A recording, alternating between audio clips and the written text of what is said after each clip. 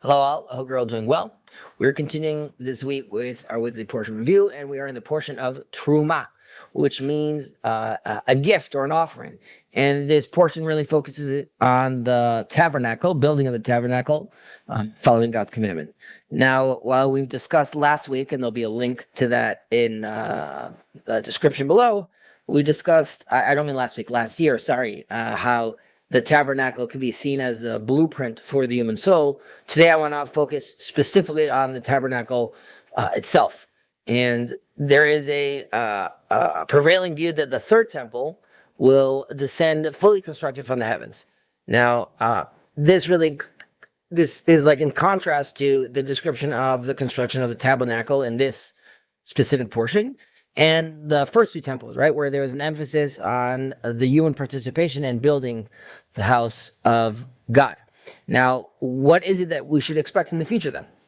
So, in my humble opinion, it's really a regrettable misunderstanding that leads to this confusion, right? People misunderstanding the phrase "a temple from the heavens," right, or "Mikdash min hashamayim." And what does this really mean, a temple from the heavens, though? We aren't really thinking that there's a meteor floating in the sky just waiting for permission to land on top of the Temple Mount. Rather, a temple from the heavens means a spiritual temple, right? When we say that the future temple will descend from the heavens, it means the ideals of the temple will be revealed, right? Humanity, please God, will attain an elevated spiritual perception of how a spiritual temple actually gets materialized in this world. And that could be through the altar or the walls or the ramp or the Holy of Holies, of course. But the temple itself will descend from the heavens in a spiritual sense. But the actual construction is carried out by human beings. And we could look at the temple, the third temple coming really sort of like a date, the matchmaking date, right? Where both sides really should arrive on time. And you could arrive early, but you definitely don't want to be showing up late to the date. And already King Solomon, in his infinite wisdom, already tells us this in Song of Songs, when he says, "I rose to open for my beloved, but my beloved had turned away and passed on." Right? There are moments in history that we really cannot miss. And the question is, where are we on the historical timeline? Right? This is a conversation I have often in the TLC. Are we still in exile? Right? Are you required to still wait? Or has that time really arrived, right? And is God really simply waiting for us to join him in this date, in this encounter?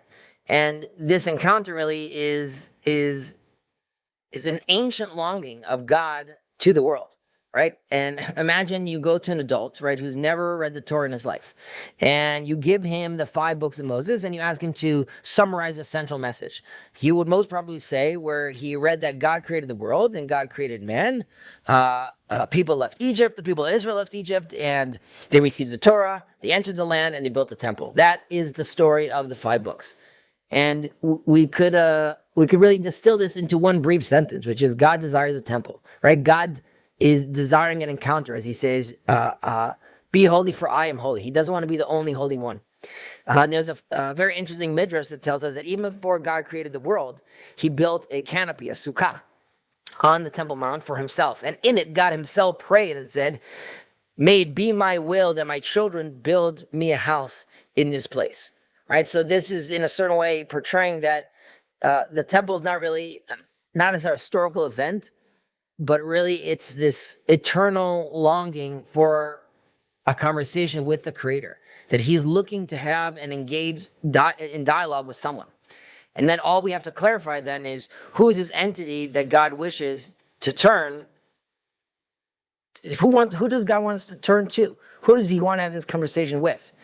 And we have to see that throughout the Torah, this entity is really a collective, right? Initially, we talk about the people of Israel, as is promised to them, and I will make you a great nation, right? A nation in the sense of people, a great people. But ultimately, it's for all humanity, right? As God promises Abraham, and through you, all the families of the earth shall be blessed.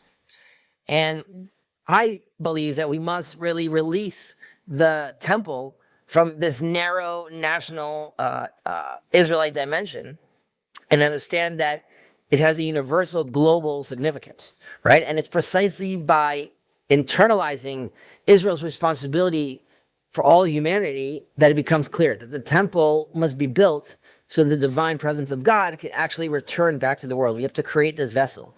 And today we live in a world that is clearly disconnected from God. And the world really longs for God to return to his sanctuary, to a place where the heart of the world beats through the heart of our nation, the nation of Israel. Of course, this requires still much work, but it does mean we have to see each other and understand that this is a walk we're doing together. Best and Shabbat Shalom.